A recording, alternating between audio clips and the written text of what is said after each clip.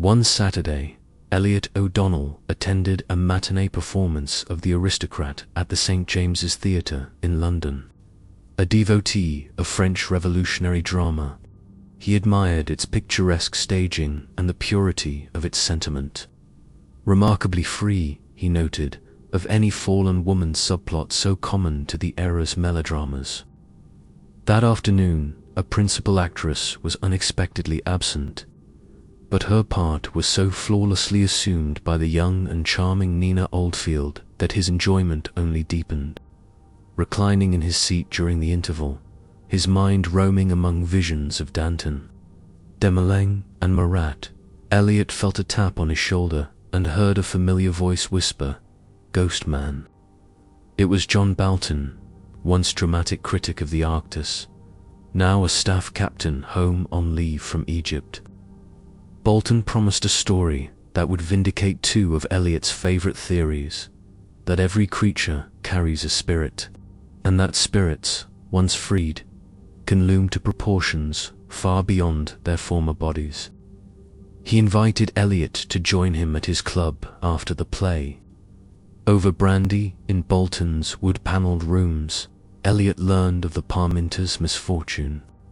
The couple, friends of friends, had just taken a modest two-story villa near Crystal Palace Station in the once celebrated suburb of Sydenham. Though the area's grand houses now stood largely empty and its shops dull, the air there was famously pure, and the Parminters prized health above all.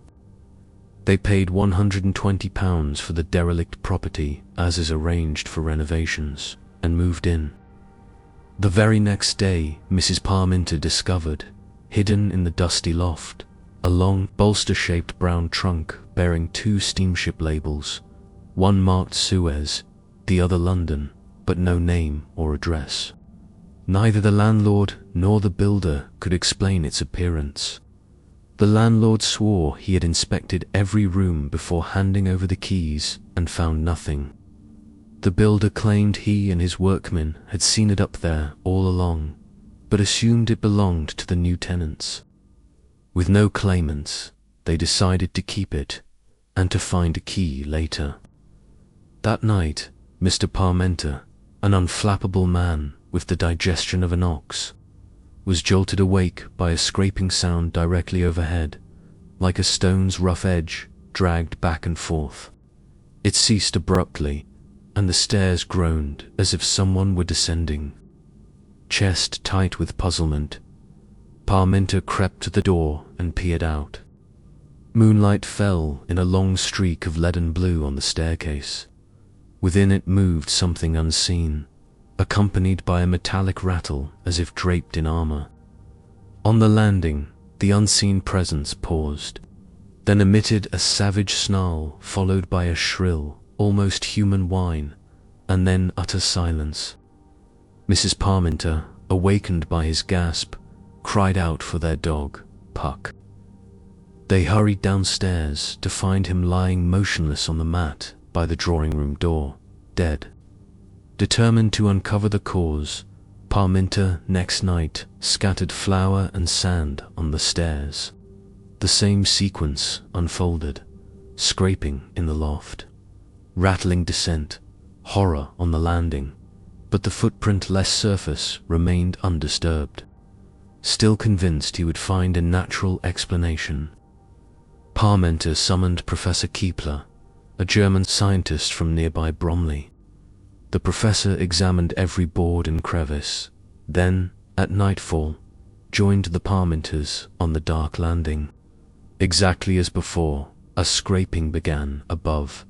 A door creaked open somewhere, and a luminous form drifted into view. This time, it climbed the wall and, with lightning speed, launched itself at them. In the panic, the professor's electric torch fell, but he recovered it, flooding the landing with light. The apparition vanished as if burned away, over brandy and soda. The professor confessed he could explain nothing by physics.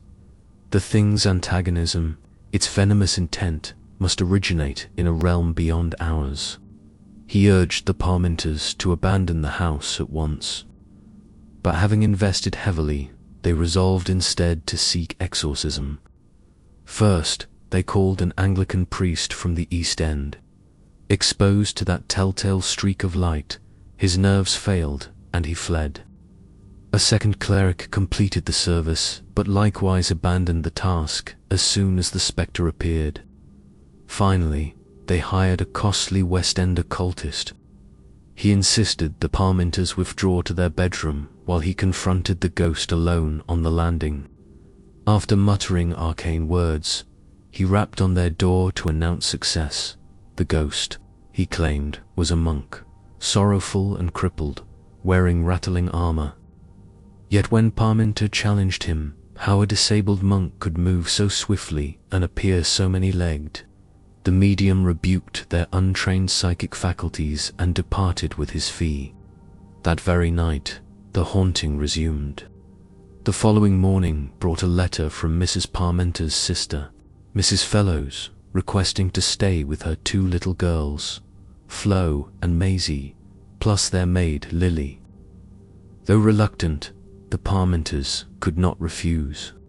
Their home's top floor comprised 3 rooms, 2 sizable chambers, and a third barely large enough for a bed, with one door opening onto the landing and another into the dark, foul-smelling loft. Lily was installed in the small room, the children and other servants in the others. For 2 restless nights, Lily complained of her worst sleep ever, yet no disturbance occurred. On the 3rd afternoon, the children went out to tea. When they returned, they found Lily lying on her bed, and, draped across her, a monstrous, scaly thing whose hundreds of black legs curled over her face like a living fringe. Frozen in terror, the sisters watched until a noise on the stair made the creature vanish. Lily lay unconscious. A doctor later feared she would die, and though she ultimately recovered, her throat and heart were permanently damaged. Shaken to the core, the Parminters immediately sold the villa. As they cleared out the loft, they rediscovered the forgotten trunk. At last a locksmith produced the right key, and when they opened the lid they found, pinned to its bottom by 2 large hat pins, a single black Indian centipede, its long legs splayed out in grotesque array. Thus ended their ordeal. A modest suburban home, a stranded wooden trunk, and the spirit of a single insect, amplified into a nightmare the size of a house. Is that tapping in your attic the scuttle of ancient legs, or simply the wind dying down as my words fade? Share your theories, your own brush with the unseen, and any sleepless whispers in the comments below. If, as you type, a chill trails your spine or the lights above flicker, stop and count how many shadows stretch across the floor, like this dive into the Parminter mystery. Give this video a thumbs up and share it with fellow thrill seekers. Hit subscribe and ring the bell to keep the lantern alight. Every tale we unearth drags us one gasp closer to the unknown, and we'll need all the glow we can muster for what skulks in the next frame. Remember, curiosity cracks the door to darker rooms. When midnight's stillness drapes your house and the soft scrape of countless legs skitters just beyond sight, know this, you're never alone in the dark. Return soon to Britain's haunted tales, where every story beckons a new nightmare.